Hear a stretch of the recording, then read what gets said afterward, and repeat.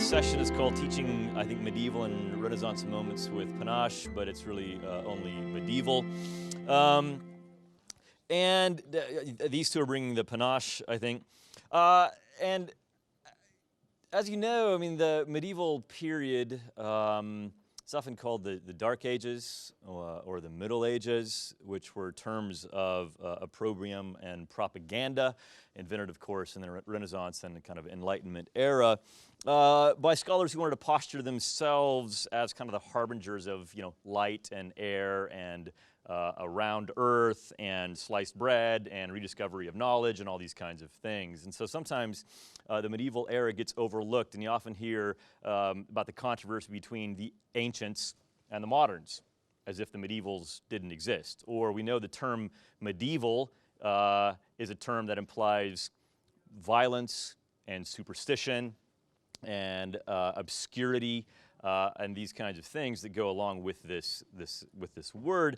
Of course, as if, you know, our modern era hasn't committed more atrocities than were ever committed in the medieval or the ancient era, or as if ancient Greece and Rome were not, were less violent and bloody than the medieval era, or as if the medieval era did not contain, for example, Augustine, Boethius, Muhammad, Averroes, Almawardi, Alcuin, Dante, Chaucer, Beowulf, Aquinas, Book of Kells, Robert Grosseteste, Giotto, and Cimabue, right? I mean, there's a whole list of people that really, I think, should characterize the medieval era or the Dark Ages beyond these characteristics, these caricatures that we sometimes have of it. So this session is opening a window into the medieval era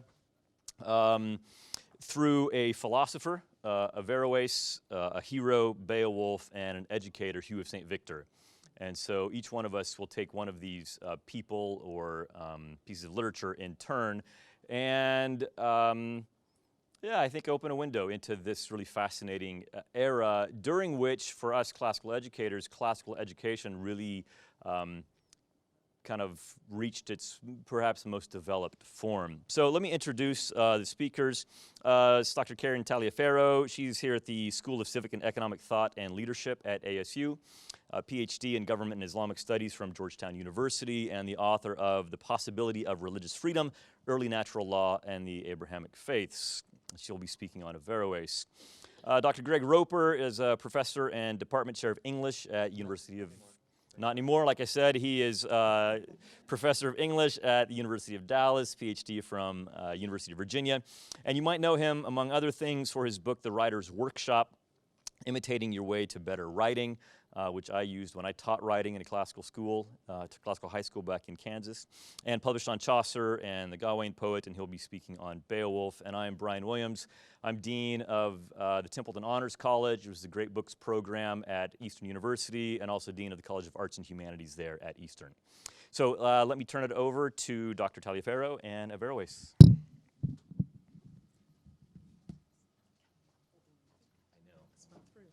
Alrighty. Thank you all for being here, now that we have sorted that you are, in fact, in the correct room. So I should begin with something of a disclaimer. When I was asked to speak here, I got so excited about speaking about medieval Islamic philosophy, although now I'm self-conscious about the term medieval. I forgot that I'm not an expert in teaching history, and certainly not in panache. So what you will hear will probably not enlighten you terribly much in teaching history qua history. How I did get into medieval Islamic philosophy, it actually started, I'm a political theorist, but this started more from an interest in religion. I'd lived in rural Morocco for a few years and was just interested in learning more about this religion of my friends and neighbors there. So when I came back, I first studied a bit of Islamic law, and then this led me into this cosmopolitan world, really, of medieval philosophy, from Al-Farabi to Ibn Rushd, who's Averroes, whom I'll be speaking more on later, Al-Ghazali, Ibn Khaldun, Avicenna, the sort of big names. These then have been my companions, really, for the past several years, even as I've also attempted to branch out into their Jewish contemporaries and maintain some level of fluency in their Christian counterparts that had been my sort of bread and butter before my graduate studies. Still, none of this really qualifies me to speak on history, or teaching history, for sure. So what I usually do is pore over some of these texts and then attempt to glean some wisdom from them, which is what I'm going to mimic an attempt of today. So as I've alluded, there's really no shortage of medieval Arabic and Islamic thinkers and authors of great books, thinkers really of the first caliber to choose from. So they're a diverse set from the 9th century, sort of free-thinking philosopher and also physician, Arazi, who's from present-day Tehran, to the Baghdad peripatetics, including both Muslims like Al-Farabi and Al-Sijistani, as well as Christians like Ibn Abi, who in fact was taught by Farabi, and Abu Bishr Mata. These were peripatetics really to the bone. They were building on the Aristotelian corpus, debating the merits of Aristotle's contribution to this new world order that was wrought in part by Islam, but also simply carrying on the peripatetic tradition. There's also, of course, the nearly unparalleled Ibn Sina, known to the West as Avicenna, this 11th century polymath from present-day Uzbekistan. They're really from all over, the Central Asia, Middle East, North Africa eventually. His original philosophical contributions had profound influences on Jewish, Christian, and Islamic traditions for centuries to come. But these later centuries of the so-called Islamic Golden Age of philosophy, so the 9th to 14th centuries AD, they brought the intellectual rivalry in the 11th, 12th centuries of the Persian jurist, theologian, mystic, and sometimes philosopher Al-Ghazali, who do a great deal really to end the flourishing of medieval philosophy within the Islamic tradition, especially through his Tahafut al-Falasifa, the incoherence of the philosophers.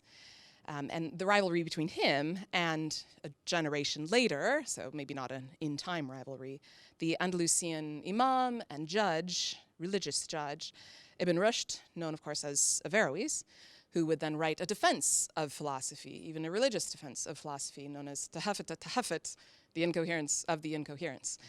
I think this might have been a little bit too little too late, as at least this is how the story goes anyway. The Mu'tazilite rationalist tradition had been more or less by then overtaken by the Ash'ari, very roughly speaking, voluntarist tradition within theology and law, Islamic law. So by the time Averroes died in 1198, this was sort of, the golden age was really starting to come to an end already.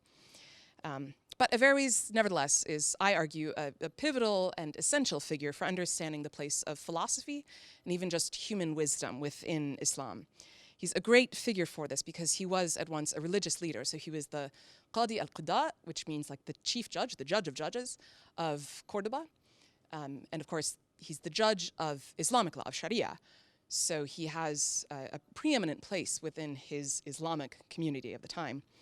But he was also such a prolific commentator on Aristotle's works. He was so immersed in the Hellenistic tradition that he was simply called the commentator. He wrote on every one of Aristotle's works, except, curiously, the Politics, which he said has not yet fallen into our hands. So he substituted Plato's Republic and wrote a commentary on that. I don't know if he was just being cagey or what. But Averroes produced original works as well, some apologetic in nature, such as the piece I'm addressing for the rest of this talk, which is known as The Decisive Treatise, determining what is the connection between wisdom and law. That's the most literal rendering of it, in which wisdom is hikmah. So it's the same word that gets used for philosophy more broadly. Falsafa is the Hellenistic tradition, but hikmah is just wisdom or philosophy. So, and law in there, so it's determining the connection between wisdom and law, so between philosophy and Sharia, which is religious law, which is the most authoritative body of knowledge for Islam. So this is, as opposed to theology, perhaps within Christianity, law is, of course, the preeminent authoritative source of knowledge. So I was drawn to this particular treatise because after working with some other texts by Averroes for a few years, I wanted to understand the larger picture of Averroes' understanding of the relationship between religion and philosophy, even between religion and reason. I taught for a year. I was still in graduate school in Qatar, in Doha, and I had a student there. This is right during the rise of ISIS, really. And I had a student there who was himself a very devout Muslim, and he spoke with me in office hours about how the Muslim community to him was to understand al-Baghdadi's claims, right? Like he is the new caliph, he is the true interpreter of Islam. And despite the obviously bloody and terrifying nature of this, self-styled caliphate, he said, well, we had to take it seriously. Of course, this is, his and his family's interpretation. There are many others. But he said we had to take it seriously, because there were actually some markings here. We had to sort out if this is a valid claim. They did eventually determine, no, it's not. This is a usurper. But the idea is that he needed some real resources in understanding his own tradition and the relationship between revealed law and what we can know by reason, which is surely violent usurpation is a bad thing. So in my then interpretation of this text, which I finally arrived at a few years later, Averroes achieves this harmony. The work is sometimes referred to the harmony of religion and law. Of law and philosophy, by taking as axiomatic the proposition that truth does not contradict truth. Religious truth will not contradict philosophical truth, and then working out a religious epistemology from this. Let's get this. So the text begins, and this is after the typical dedication to God, the merciful and compassionate, and a prayer for peace for Muhammad. So it's very clearly marking itself out as a religious work. The text begins with query as to whether, and this is a quote, reflection upon philosophy and the sciences of logic is, and these are technical legal terms, permitted, prohibited, or commanded, and this, whether permitted, prohibited, or commanded, as a recommendation or an obligation by the Sharia, by the divine law. In other words, what is the status of philosophy in divine law? The word is reflection, so it can be more broadly interpreted than philosophy, but this is what he's getting to. So to answer this, Averroes takes the reader through several steps. First, he notes that the divine law not only permits, but indeed commands reflection. Consider, you who have sight. This is from the Quran 59, which Averroes takes as a text for, this is a quote, a text for the obligation of using both intellectual and law-based, Sharia-based, syllogistic reasoning. So reflection of some variety is therefore legally obligatory. Not just recommended, but you are obligated to reflect. But, says Averroes, this is again a quote, consideration is nothing more than inferring and drawing out the unknown from the known, and this is syllogistic reasoning. And this manner of reflection, syllogistic reasoning, the law calls for and urges, is the most complete kind of reflection, and this is the one called demonstration. So theoretical demonstration being sort of the highest level of philosophical reasoning out. So in order to, and that's the end of the quote, in order to carry out the reflection called for by the divine law, that is, one must use this theoretical demonstration, i.e. all of the philosophical resources you can summon. There will, of course, and Averroes predicts, be detractors to this interpretation of the whole of Sharia based on a single Quranic injunction. So Averroes anticipates this by saying, it is not for someone to say, now this kind of reflection about intellectual syllogistic reasoning is a heretical innovation, since it, that kind of reflection, this kind of philosophy, did not exist in the earliest days of Islam. It's worth noting that this would eventually come to be called, centuries later, the Salafi interpretation, right? If it didn't exist in the early days of Islam or for Muhammad or for his companions, it is illegitimate for us. But Averroes dismisses this objection for, he continues, reflection upon juridical syllogistic reasoning and its kinds is also something inferred after the earliest days. Yet it, that is, juridical syllogistic reasoning, is not opined to be a heretical innovation. So it is obligatory to believe the same about reflection upon intellectual syllogistic reasoning. And I think this seems right, at least at first glance. If one can innovate, as it were, juridical reasoning, so law-based reasoning, why not intellectual or philosophical reasoning? In other words, neither one existed at the time of the Prophet, so it's okay. If we are all okay, and I think all of the legal schools were okay with syllogistic reasoning from one case to the next case. This is considered haram or this is considered obligatory, and we can reason by way of syllogism to get to this other case, so this is still the same thing as, or this like thing is also haram or is obligatory. This is okay. That is perfectly accepted in all of the legal schools. Therefore, we should be able to use syllogisms and reason about anything, right? But I think Averroes might be just a little bit cagey here. There is actually reason in Islamic law for juridical syllogistic reasoning, which is that that's the reasoning that you do that is based upon revealed sources. So you would start from the Sharia or the Hadith, the sayings about the Prophet Muhammad, sayings and doings, and maybe of his companions. there are also secondary sources that you can build on, and these vary by Islamic legal school. But the idea is that the syllogisms, the syllogistic reasoning, will be based on things that are revealed to be good or to be evil, to be allowed, to be forbidden, etc. Whereas if you are using syllogistic intellectual reasoning, you might be reasoning about anything. So you might be reasoning just about the nature of good and evil, or about whether the world is created or eternal, which is a huge controversy of the day. And as anyone from the Athenian jury to the Spanish Inquisition might attest, this kind of reasoning can be dangerous in a religious community. And I don't think that Averroes is in any way unaware of this. He ends this sort of parallel between juridical reasoning and intellectual reasoning with, for this there is a reason, but this is not the place to mention it. So he then switches from this juridical reasoning, intellectual reasoning parallel, now to one between intellectual and practical tools. So, and this is, I'm sorry, a rather long quote. If someone other than us has already investigated a given matter, it is evidently obligatory for us to rely on what the one who has preceded us says about what we are pursuing, regardless of whether that person shares our religion or not. So, for instance, when a valid sacrifice is performed by means of a tool, no consideration is given with respect to the validity of the sacrifice as to whether the tool belongs to someone who shares in our religion or not, so long as the sacrifice fulfills the conditions for validity. And by not sharing in our religion, I mean those ancients who reflected upon these things before the religion of Islam. In other words, if we can perform physical sacrifices using tools that were invented by non-Muslims, and especially by those who came before the advent of Islam, surely we can use intellectual tools that predated Islam, the works of Aristotle, for instance. Again, he might be papering over a very real distinction between the uprightness of using a physical tool towards a manifestly Islamic end, right, the sacrifice that is prescribed by the law, and on the other hand, using intellectual tools to arrive at we don't know what, right, to arrive at perhaps very un-Islamic conclusions. So he's making, this is an apologetic piece, right? I mean, he's not presenting the strongest case for the other side. And I think that his defense of the harmony of philosophy and religion is, in the overall work, all things considered, still quite strong. Even if we do buy this argument, though, it does appear that not everyone is obligated to study philosophy, despite the Quranic injunctions cited above, though everyone is obligated to assent to the law, so is required to assent to the Sharia.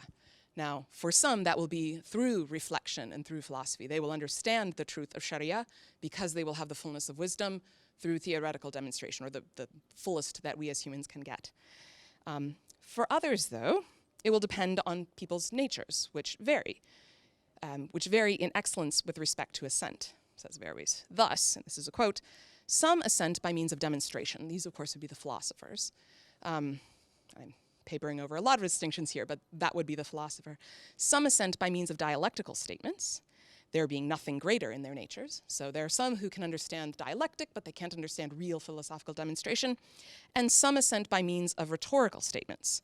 So those who will be persuaded by rhetoric, but maybe cannot get intellectually past that level. These differences in people's innate dispositions, it's his term, which is a common Islamic term, fitra, and levels of ability to understand argumentation mean that the presentation of religious truths must respect these modes. So for those who are able to understand demonstration, they can understand this harmony of philosophy and law. For those who can only understand through rhetoric, and here I'm reading in a little bit of Al-Farabi into Averroes, but he does suggest similar things in this work, they perhaps should just be persuaded by religious rhetoric.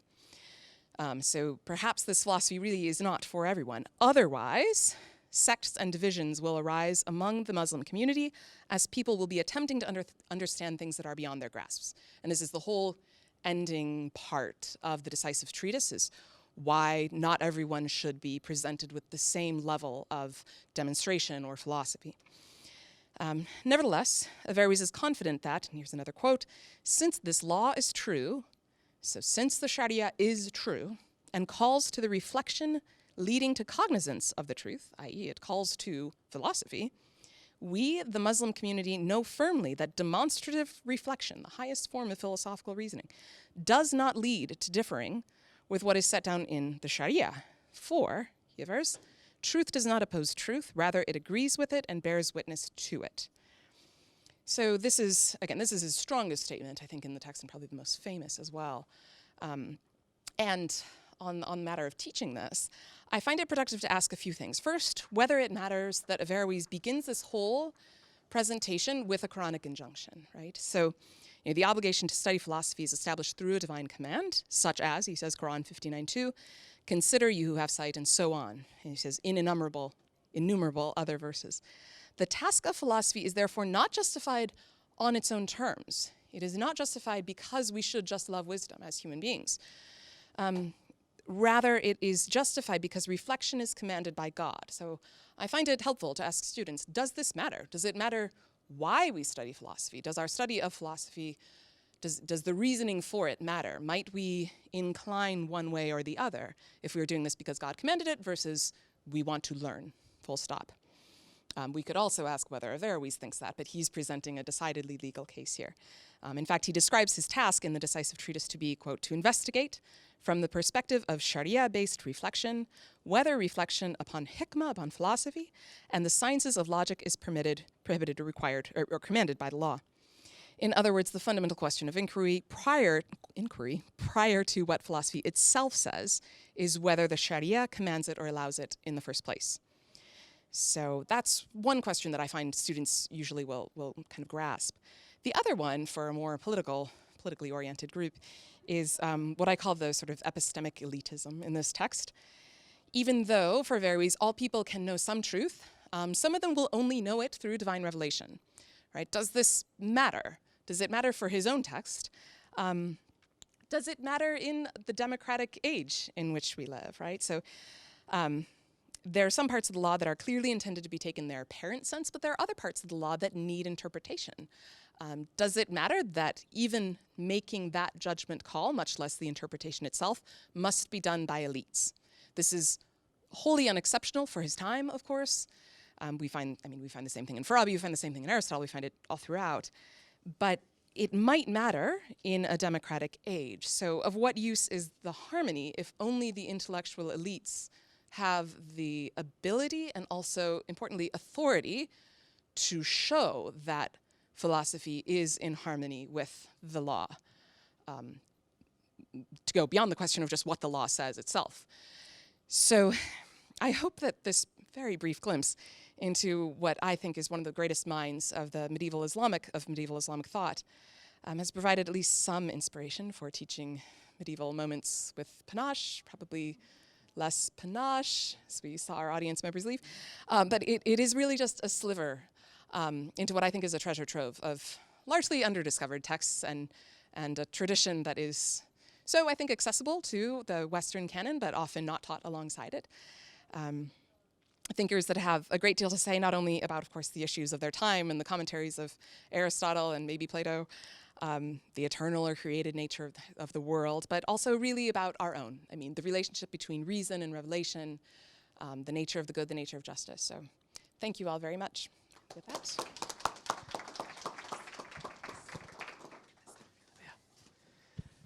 Two things. Let me say what we'll do. Okay. We will each present in turn, and then we'll have time at the end for Q&A. And the microphone we're holding, you shouldn't expect to hear it being amplified because this is for the recording.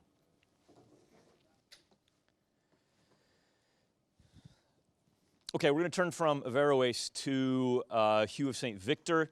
For those of you who don't know Hugh of St Victor was the leader of the Abbey School of St Victor on the outskirts of Paris in the 12th century.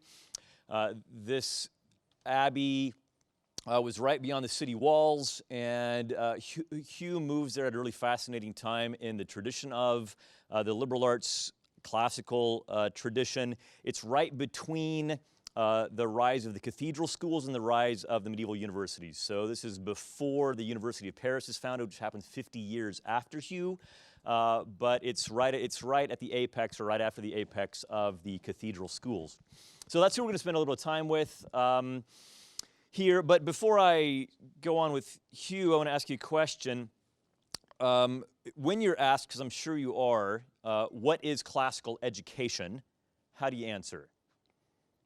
Just think about that for a second. How do you answer the question when your parents, potential students, friends, what is classical education? I was asked this twice last night within 10 minutes over the same glass of wine from people who were here at the conference but new to classical education.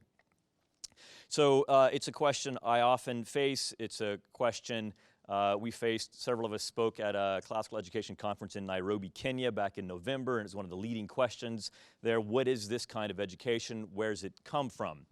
So last summer, I compiled a list of 20 definitions from leading schools and institutions in the States and spent an hour with my graduate students analyzing these definitions.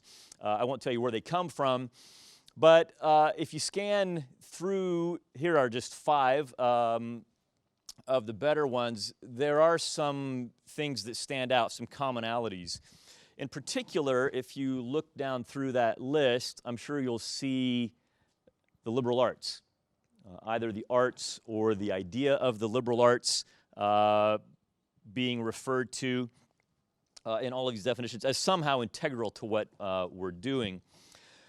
But it strikes me that there's some confusion potentially still remains because the question sometimes is, how are the liberal arts, which we talk a lot about, how are they integrated with the rest of education? Or the rest of what we know happens in our schools, which are not simply about the liberal arts. This is especially true for people who are new to classical education. And it's the question of whether these represent the sum of classical education, the trivium and the quadrivium, how they relate, again, to everything else that gets taught, questions of whether every subject with respect to the trivium has its own grammar, logic, and rhetoric, as Susan Wise-Bauer seemed to indicate last night. Whether, for instance, the trivium follows Dorothy Sayers' rather idiosyncratic interpretation and decidedly non-classical interpretation of them, that they represent somehow stages of a child's development, which is something she invented, and how they relate to the various divisions of knowledge and science that we also inherit with the liberal arts in the tradition. So that they're central, though, is common to the tradition. Here's Hugh in his great work, the Didascalicon. He says, out of all the sciences above named, the ancients in their studies especially selected 7 to be mastered by those who were to be educated. These 7 they considered so to excel all the rest in usefulness that anyone who had been thoroughly schooled in them might afterward come to a knowledge of the others by his own inquiry and effort. These constitute the best instruments, organon, the best rudiments by which the way is prepared for the mind's complete knowledge. Therefore, they are called by the name trivium and quadrivium, which we know, because by them, as by certain ways or viae, a quick mind enters into the secret places of wisdom.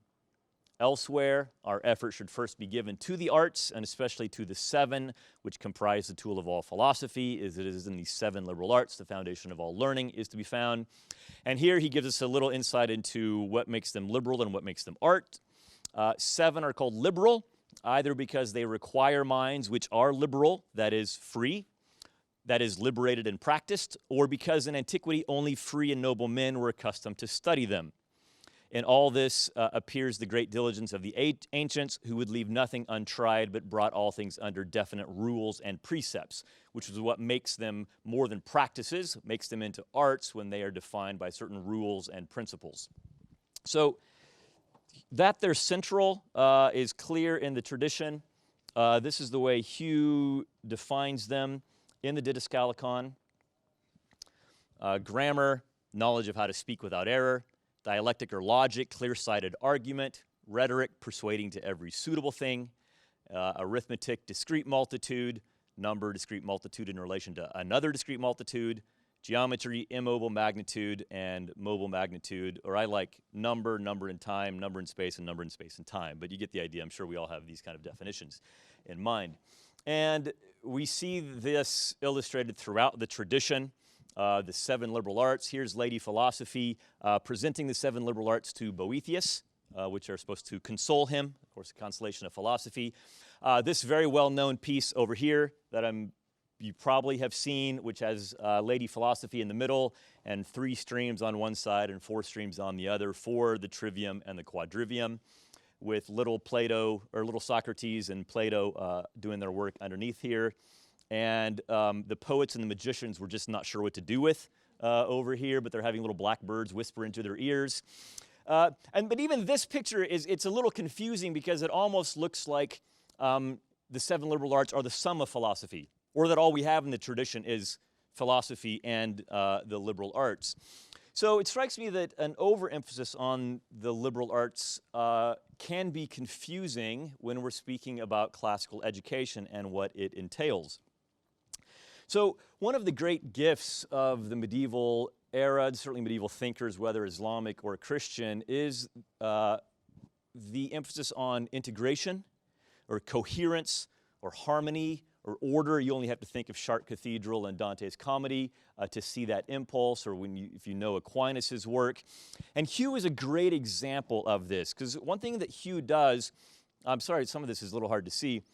Hugh takes the 7 liberal arts, and Hugh also takes all these other divisions of knowledge that he received in the tradition. And we're going to come back to this slide. This is just anticipating a little bit. I want you to see what Hugh does, and then we'll have a run back up to him. So there were the 7 liberal arts. There were what were known as the servile arts.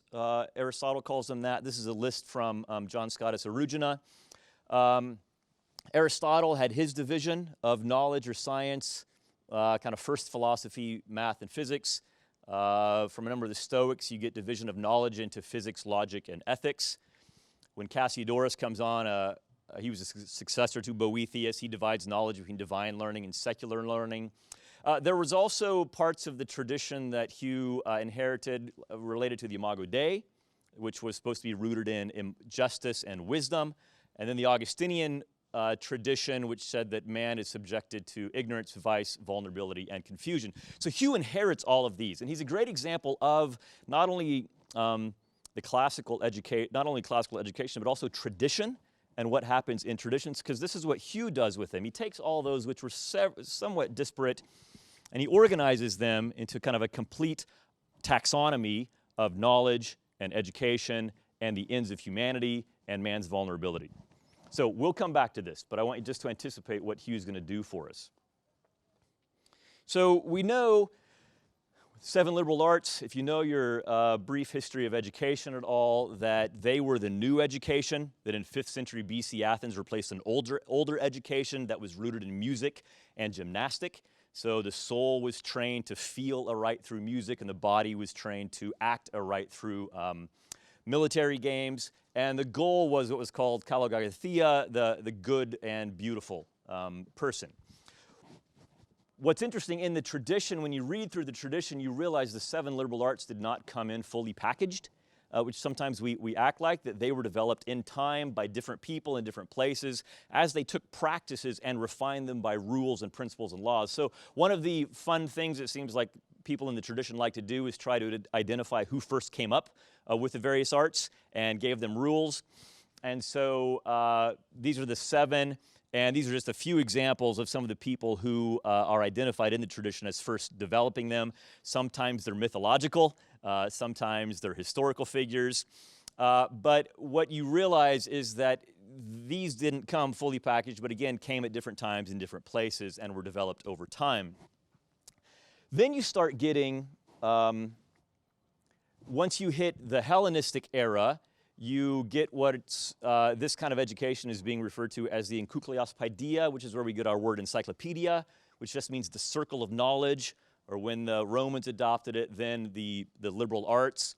And here you have Cicero referring to the fact that he thinks that no man can be an orator unless he is skilled in all the liberal arts. And here you start seeing lists. So you can see Cicero referring to music, astronomy, grammar, oratory, or rhetoric, and geometry. And from there, we start getting lots of documents like this. You start seeing various lists of the liberal arts. One of the most famous, unfortunately, is a work that has been lost, is Marcus Varro, who gives us 9, including medicine and architecture as liberal arts. Seneca's famous letter 88, you can't really see it there, but he gives us literature, music, geometry, arithmetic, astronomy. Vitruvius, an architect, you can look at his list of the liberal arts. It's 7 plus a number of ones that an architect might need. Galen, doctor, of course, so he throws medicine in there, sculpture, drawing, law. These are all referred to as liberal arts. So as this tradition starts developing, you see a refinement of the liberal arts until we get, and we don't see these 7 as 7 until we get to this very strange character, Marcianus Capella, and his book, The Wedding of Philology and Mercury, which C.S. Lewis said was one of the most strange creations the world has ever seen. It's a tedious book, but it's somewhat fascinating, and Capella then becomes definitive for the tradition, and he gives us the 7. Augustine, in his retractions, sounds like such an academic here, where he says, I also attempted to write books on the liberal arts, but I was only able to complete the book on grammar, which I lost. And 6 books on music pertaining to that part, which is called rhythm. Of the other 5 arts, likewise, begun there, dialectic, rhetoric, geometry, arithmetic, and philosophy. The beginnings alone remained, and I lost even these, except I think I loaned them out to somebody, and somebody has them somewhere. So, unfortunately, we don't have Augustine's writings on the 7 liberal arts, but it's clear that's what he was endeavoring to do. Cassiodorus, successor of Boethius, again, we get the 7 liberal arts in his work, The Institutes. Isidore Seville, again, we get the 7 listed. Until we come to just, that's the consistent record that we see through Cassiodorus, Isidore, Alcuin, Rabanus, Maurus, the 7 liberal arts. Now, there were also multiple divisions of knowledge that Hugh inherited, and these are just up here as examples to show that what Hugh did was not an invention just of Hugh, but it was Hugh developing the tradition that he inherited. And I think for me, this is instructive for us as we're trying to recover classical education and find our own place in this tradition, as we're not trying to replicate any one time in history. Because I don't know why we would choose one particular time in history over the other, because this is a tradition that does develop over time. But you can see here, these kind of things were in the air. Aristotle's division, Boethius's division, which he took from Aristotle. The Stoic tradition of philosophy is physics, ethics, and logic. Again, Cassiodorus. A few more. Alcuin of York. Gilbert of Poiré doesn't even try to incorporate the liberal arts. William of Conches does, but in a somewhat idiosyncratic way. So let's come back to this and spend just a little bit of time looking at what Hugh gives us in the Didascalicon. So he takes this and organizes it like this. Just take a look at that and see what you see. I'll point out a couple things that we could probably spend the afternoon looking at this and what Hugh tries to do. You see that Hugh has taken the liberal arts and embedded them in this larger taxonomy of knowledge. They're not the central, they're not the core piece. They are kind of planks in larger disciplines. One of the things that's quite interesting, he has 4 divisions of arts: the theoretical arts, which pursue the true, the practical arts, which pursue, if you will, the good, and are taken up with both personal, economic, and political ethics. This is a unique innovation of Hugh. He puts the mechanical arts on the same level with the theoretical arts and the practical arts. First person to do that, and the logical arts. Here's Hugh's explanation, and we'll come back to that in a second. He says, consider these 3, wisdom, virtue, and need. Wisdom is the understanding of things as they are. Virtue is a habit of the mind, adapted harmoniously to reason like in nature. A need is something without which we cannot live, but with which we would live more happily. The following are remedies against 3 evils to which human life is subject: wisdom against ignorance, virtue against vice, and need against life's weakness. In order to do away with the 3 evils, we seek after the 3 remedies, and in order to find the 3 remedies, every art and every discipline was discovered. He's rooting the arts and education and learning and knowledge in the human condition, and trying to show that these meet our frailties or our lacks somehow. For the sake of wisdom, the theoretical arts were discovered. For the sake of virtue, the practical arts were discovered. For the sake of our needs, the mechanical arts were discovered. These three were first in practice, but afterwards, for the sake of eloquence, logic was discovered. Four, then, are the principal sciences. And he uses science and art and discipline interchangeably and kind of says, I'm not really taken with those people who are too careful with the terminology. Same with philosophy. He uses it in multiple different ways. And he says, four then are the principal sciences from which all the others descend. These are the theoretical, the practical, the mechanical, and the logical. He also says here that of all human acts or pursuits, the end and intention ought to regard one of two things, either the restoring of our nature's integrity or the relieving of those weaknesses to which our present life lies subject. This is our entire task, the restoration of our nature and the removal of our deficiency. The integrity of human nature, however, is attained in two things, in knowledge and in virtue, and in these lie our soul likeness to the angelic and divine substances. Because for Hugh, the imago Dei that was lost was taken up with knowledge and virtue, and so he says part of education is restoring us to our human flourishing in which we were created. So back to that. Those are, in a way, negative impulses for education and the development of the arts for Hugh, that we have these needs that we suffer from, which he says are three. We need food, we need to prepare for future harms, and we need a remedy for present harms.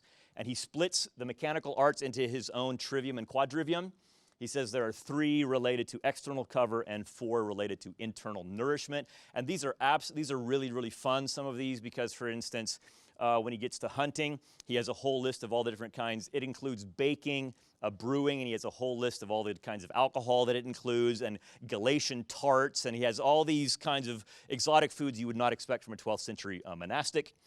And another interesting thing that he gives us with respect to the mechanical arts is theatrics, which he says provides joy for our souls. This recognition that our souls need entertainment. And with medicine as well, he refers to not only physical ailments of the body, but psychological reactions of the soul. Again, somewhat unexpected for a 12th century monastic, I think. There are also two positive things that compel education and learning for Hugh. Our basic nature. He says our nature exercises itself in the grasp of things present, or the understanding of things absent, or the investigation of things unknown. This power belongs to humankind alone. It belongs to this nature that by things already known to it, it seeks after things not known, and etc. Another positive impulse for education for Hugh is this great line in De Sacramentis, the first kind of medieval systematic theology, where he says, God would not be praised in all his works by the rational creature if all the works of God were not known by the rational creature. This is a fantastic medieval theological justification for pursuing sciences and all kinds of knowledge, it seems. So Hugh gives us this integrated taxonomy of knowledge and education, and he roots it, I think, also instructive for us in human nature, that education ought to serve human flourishing. And these four divisions, you can't really see it here, but the logical arts overcome confusion, mechanical overcome vulnerability, practical overcome vice, and theoretical overcome ignorance. All of which together, he says, constitute the pursuit of wisdom or knowledge. Now, a couple questions that we might have for Hugh, certainly given this symposium, is what he does with history. He's not really sure what to do with history, to be honest. You see grammar here in this long line over here to what I call, or what he calls, the appendages of the arts. He says these are things like songs of the poets, tragedies, comedies, fables, and histories.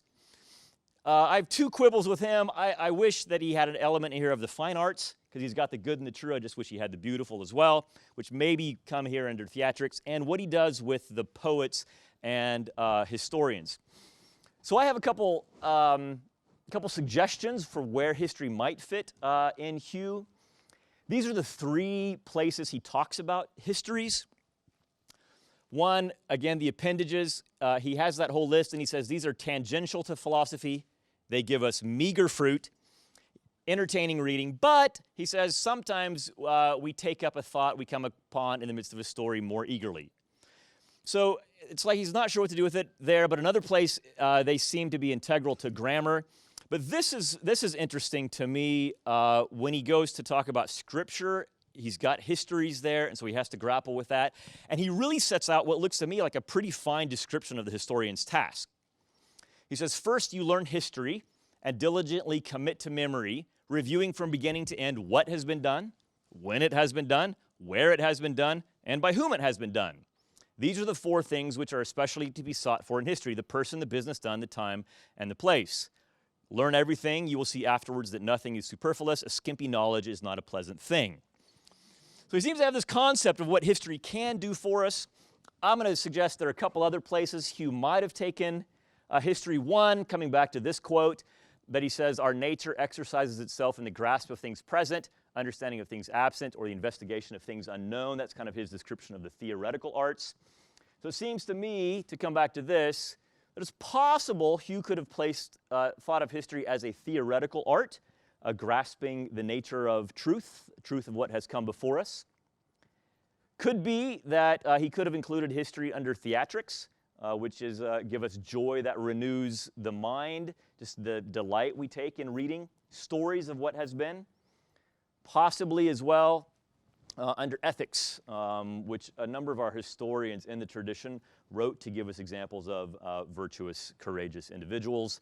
The kind of lives of great men or hagiographical idea. So I thought Hugh had possibilities for where he could have put history there. I have inserted them in multiple places where my man Hugh could have put them.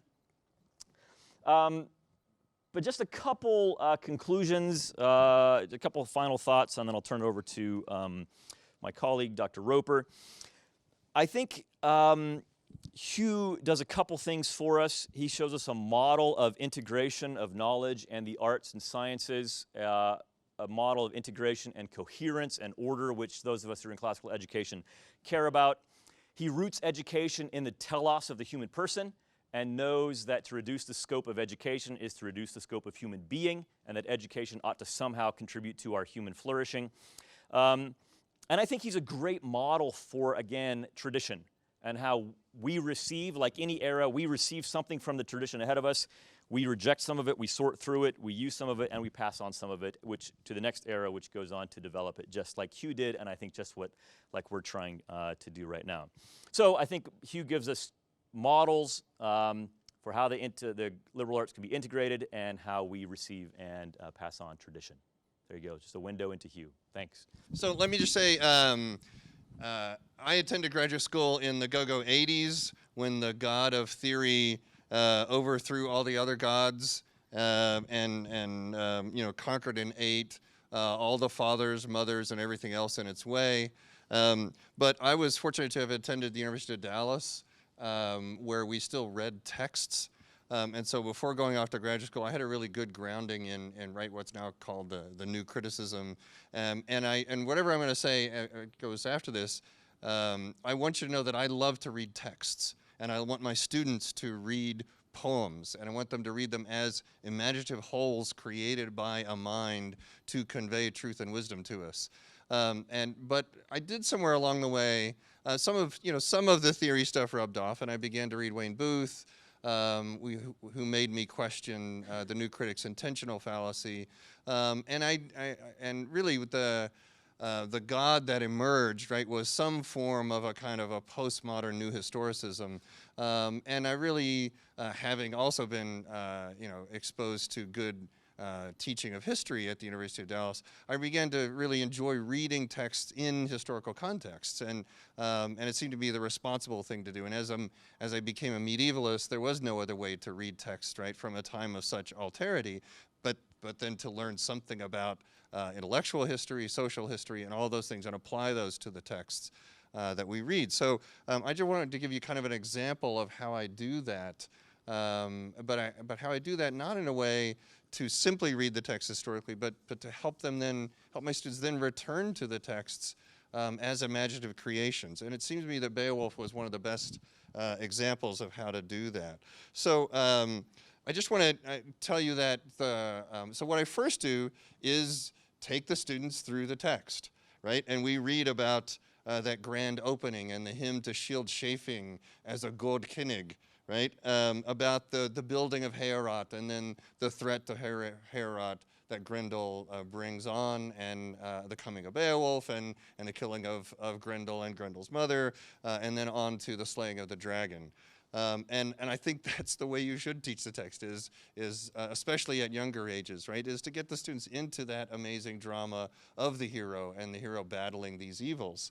Now, at the college level, taught by Roland Lassiter, I then go back and take them through the interpolated stories, right? All of those stories that the Shope tells or that Beowulf tells when he gets back. And those are really the texture of the poem. Those are the amazing moments that begin to offer us a way to think about and critique the heroic action, but also to set that heroic action against, frankly, the interminable conflict that often that the poet sees happening on the human level in the political life that he's describing. So once students are familiar with that main narrative of the poem, though, what I like to do is take them back through the reception history of the poem. I like to take them back through how the poem has existed in history and how it has been read differently and responded to differently in history. So the first thing I love to do is just show them the manuscript. Students love to see medieval manuscripts, and just show them that this is the manuscript, Cotton Vitellius A15, that it was written down somewhere around the year 1000, and we know that, right, because of the script, because of the dialect, and all of that. Even though scholars debate vigorously whether the poem was composed around 1000 or much earlier. The earliest dates is usually around about 600, but there is a good case to be made for every date in between. Kevin Kiernan is one of the few to believe that the poem was actually composed as late as around 1000 and written down almost right away. Most scholars believe it was composed orally and performed orally, probably quite widely, before it was written down by its two monastic scribes. There's two different hands. One takes us all the way through Beowulf killing Grendel and Grendel's mother and then returning home. And then the poem, there is a break 2/3 of the way through, and another hand picks up, copying the last third and the battle with the dragon. But as I say, everyone debates in between. And of course, what that gets involved in is the nature of the poem that everybody's interested in. How pagan is it? How Christian is it? Right, the early great editor, Kleber, talked about the Christian coloring. How much is that just Christian coloring sprinkled on top of what was originally seen as a pagan poem? How much is the Christianity actually, embedded thoroughly throughout the poem? Those things come into debate, and in fact, there become kind of circular debates. If you assume the poem was originally pagan, then you tend to pick an earlier date. If you assume the poem is shot through with a Christian sensibility, you tend to pick a later date, although those can come up for debate as well. And the students are fascinated by that history and realize that there are things at stake. But the other fascinating thing about the reception history of Beowulf is that, right, because of William the Conqueror coming through, and that the poem is essentially lost to the rest of literary history for most of the history that we think of as, all right, the history of English literature. None of these writers knew Beowulf. Chaucer did not know Beowulf. The Gowan poet did not know Beowulf. Shakespeare did not know Beowulf. Sidney, Spencer, Johnson, Donne, Herbert, Marvell, Crashell, right? Swift, Pope, Dr. Johnson, none of these knew Beowulf, right? The poem was sitting in a library. We only can trace it, actually, from about 1563, when a guy named Christopher Noel signs his name in it and dates his name. But from the year 1000 to 1563, we really have no idea where the poem was, and no one knew about it. And this one guy came through and signed his name in it. Whether that was him, saying I was here or I own this manuscript, we actually don't know. We do know that sometime during his life, we don't know when during his life, but those are his life dates, it enters the library of Sir Robert Cotton, one of the great antiquarian collectors of the Renaissance, who had a massive library, and he collected this. By the way, he also collected the manuscript of Sir Gawain and the Green Knight. And there are only a single copies of each of those manuscripts. So it enters the library of Sir Robert Cotton at some point. That's when he actually records it. Oh, by the way, to return, students love hearing this. I don't know if you know this. It's called Cotton Vitellius, Cotton for his name, and it's called Vitellius, A15, because his library was organized with a set of bookshelves, and at the top of each shelf was a bust of a different Roman emperor. And so you would go to the bookshelf with Vitellius's bust up there, go to the first row, A, count in 15 books, and that's where you find, right, the Beowulf manuscript. The Gowan manuscript is Cotton Nero A14, I believe. I may have the number wrong. So what a great way to organize your library, isn't that great? Somewhere around 1705, 41 lines were transcribed. And then in 1731, there was a fire at the Ashburnham House right as the whole collection was about to be transferred to the new British Library. And it did damage the edges of the Beowulf manuscript. Many manuscripts were destroyed. It did damage the image, the edges of it, and that's why those 40 lines being transcribed help us know, at least for those 41 lines, the last word, because many of the last words, if they didn't get burned then, they began to crumble and fall away. Then there was a fellow named Gunnar Thorkelin, who's a great hero in Beowulf studies, who has a copyist come and make an entire transcription of the manuscript in 1787. And then he is the first to edit the manuscript. Why is that not doing that? In 1815. And he provides a Latin transcription of it. And this is really the first complete edition we have. So again, no one knows about it. It's just sitting in the library. No one knows this manuscript. No one knows anything about it and until this Icelander, comes along. Now, why is he there? Why does he have the thing copied?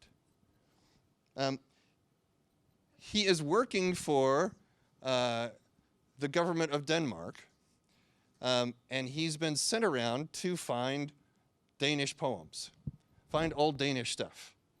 Why is he doing that? He's convinced, right, since it is set in Denmark, that it was originally a Danish poem. Not an Anglo-Saxon poem at all. He's convinced that it is a Danish poem. It makes a certain amount of sense. The main action takes place in Denmark and a little bit in Sweden when Beowulf goes home, right? Why is he so interested in it? The simple thing we heard about already, right? 19th century nationalism. And he's been sent there on a sort of mission to go find Danish stuff so that we can have good Danish stuff to support, right, the efforts of Danish nationalism, right? What happens, right, is that then English scholars say, well, wait a minute, it's written in Anglo-Saxon, so that's actually our poem. And the British Empire being a little grander than the Danish Empire at this time, and the English scholars begin to take it over, right? And the English are thinking in very strong ways, right, about their own artistic heritage, right? The French have their chanson, right? The Germans have their own great poem. The Greeks and Romans have their epics, right? Then, by goodness, we need one of them epics. I suppose you should say that, right, with an upper crust British. Hey, we should have one of those rather longish poems. But I'm from Mississippi, so I say, we need one of them epics, right? And that is, we're looking for an origin story, right, at the time of sort of the greatest, as we're moving into the greatest extent of the English Empire. And as a great empire, we need one of those things. We need a fundamental origin story, right? And it falls perfectly in place. And thank you, Mr. Icelander, working for the Danish government, for finding the thing that we needed. And it falls exactly into a historical narrative to suit the historical political needs of the British Empire at this very time. Which gives me a short occasion, because I think I'm doing okay on time, to tell my favorite Irish joke. since I am of Irish as well as English descent, why does the sun never set on the British Empire? Because not even God trusts them in the dark. Okay, the story then turns into, right, what does happen with the 19th century reception? It's edited and published several times over the course of the 19th century, but remains a kind of largely scholarly text. And the criticism of the poem then, right, begins to borrow from, well, what do we do with really old texts? Well, the biblical scholars at this very time were developing a method for dealing with that text, right? We treat it like an archaeological dig.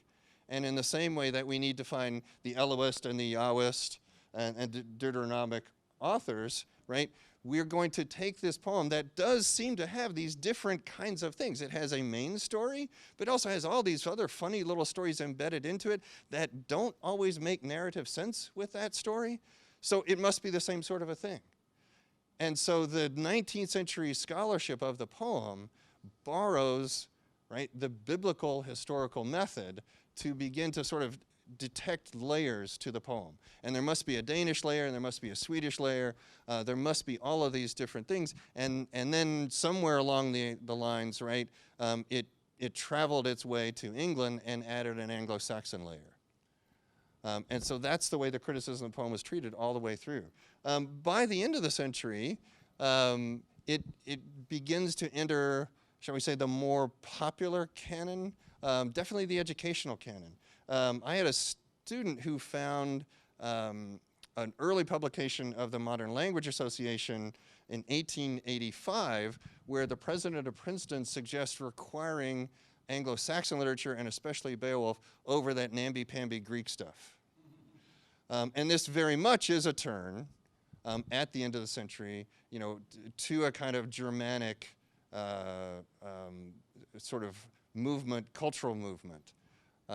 It's absolutely a turn against that sort of effeminate Greek stuff towards the manly, forceful Germanic stuff. And the Princeton president wants his young men studying that stuff. And he makes no bones about it. The real great shift in the criticism comes with the fellow that everybody at this conference knows about and loves, right? Tolkien translated the poem and finished his translation in 1926, but actually didn't publish it at the time. It's only his son that publishes that translation after his death. But of course, as so many people here know, Tolkien has Beowulf on the brain for the rest of his life, and it is, right, the most fundamental thing. But he gives first a talk and then publishes an essay that changes everything in Beowulf criticism, called Beowulf, the Monsters and the Critics in 1936. And in this, he looks at that criticism of the 19th century and says, we're doing this all wrong. That what if we changed our attitude and treated it like a poem? Like, right, the effort of an individual artistic mind who, right, wanted to create an artistic whole and weave together all of these stories, and was responsible, therefore, as a mind for an artistic whole with a particular artistic meaning. And that's what we should be doing and reading. That is very much like the new critics were doing in Vanderbilt at the time, right, to reimagine literature on this basis, basically like a Kantian basis of an integrative artistic whole. And that changes everything. And really, since then, that has been the fundamental way that people have read Beowulf. And even through all of the changes of the time. The next big shift comes with this guy, with a novel by John Gardner called Grendel. And this was in 1971. I don't know, how many people have read Grendel?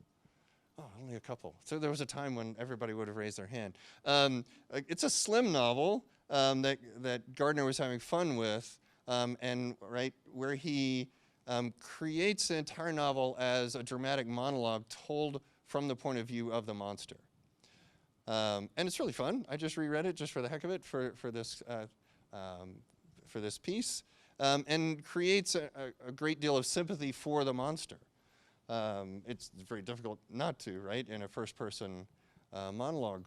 but creates a kind of past for Grendel, creates a relationship with his mother, and envisions him as seeing the great building of Heorot, imagining what's happening with that. He has some admiration for the men, but he also has a kind of cynicism about their acts of heroism. What we really get is a kind of 1971 Vietnam attitude towards the building of Heorot, towards the sort of efforts of men and their heroism. He goes and visits the dragon very early in the novel. The dragon spouts 20th century existentialist philosophy and psychology to him, and he goes to him because he's been attracted by the beauty of the Chopin songs, and he feels himself being drawn to that beauty of the Chopin songs, and the dragon obliterates that and teaches him nihilism, basically, that life has no meaning, that he should not be, and that's when he begins his murderous rages against them. And therefore, right, there is this sort of critique of the heroic, because he sees the men as just fighting border wars and building it. It actually didn't have a great deal of effect on the scholar critics who study the poem.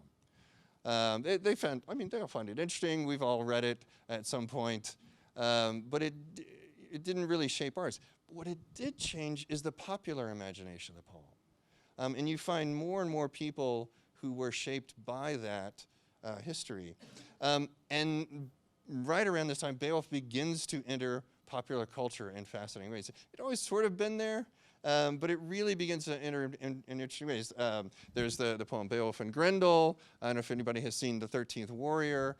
It begins to make its way into films. It gets into comic books.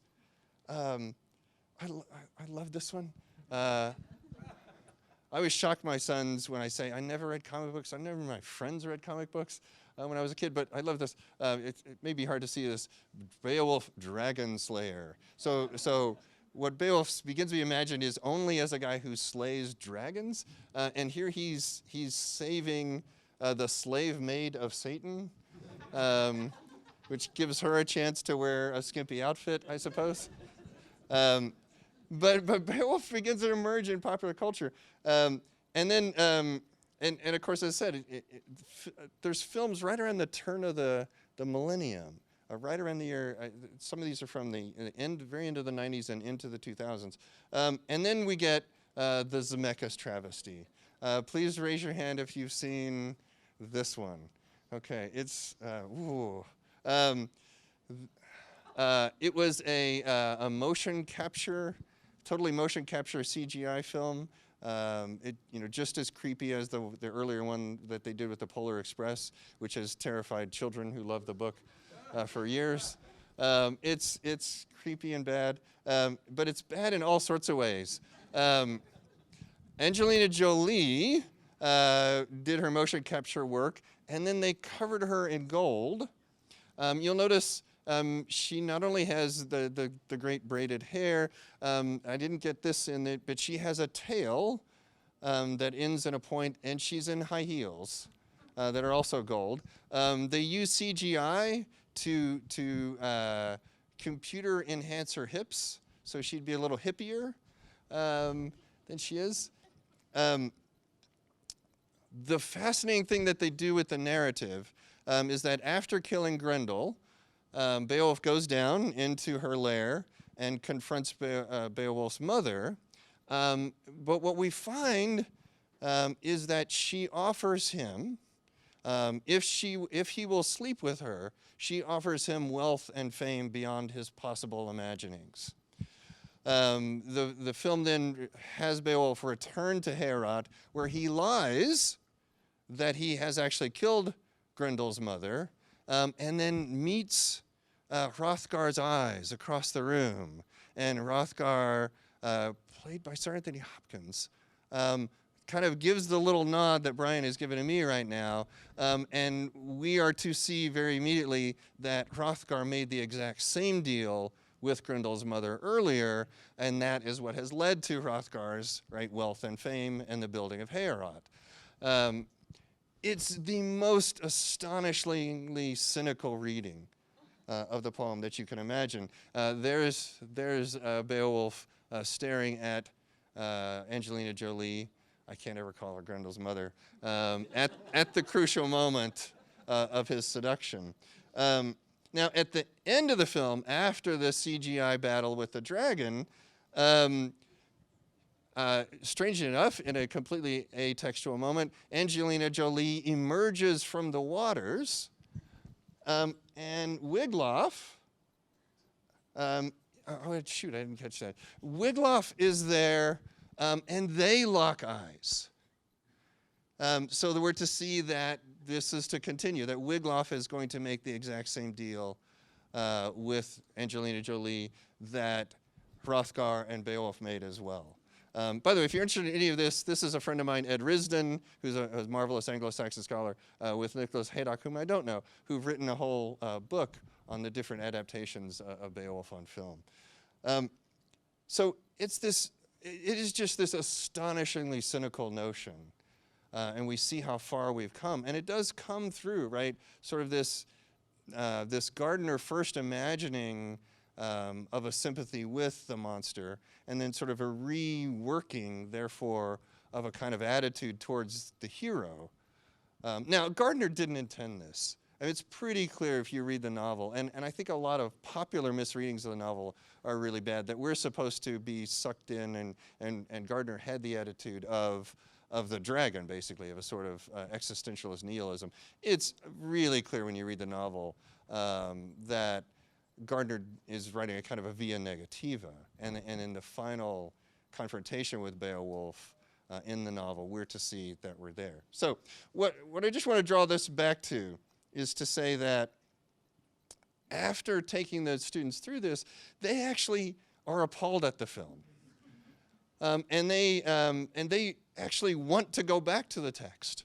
And they really want to see a poem as articulating a notion of the heroic. And if you go to the last lines of the poem, this is in Liutz's translation, this is the very last lines of the poem, right? As they're lamenting Beowulf as his death, they said that he was, of all the kings of the world, the mildest of men and the most gentle, the kindest to his folk, and the most eager for fame. That last phrase is tied up in one Anglo-Saxon word, lofviernost. And it's really fascinating because in the criticism, this is a crucial crux. How do we read that last word? Is that a good thing that Beowulf was eager for fame, or is it a negative thing? It's very clear in the poem that in battling the dragon and losing, Beowulf is bringing about the end of his people, because all of the other tribes and peoples are now are going to be poised, and all of the Yeots know that they are toast upon Beowulf's death. So was it a good thing that he was eager for fame or not? And I think this has a lot to do with, do we appreciate what is a pagan value of being most eager for fame, lof, or is there a Christian ironic critique of that possibly in the poem? And what's fun is the students really now care about interpreting that word. The students really care about reading that word as the conclusion of the whole that is the artistic whole of the poem.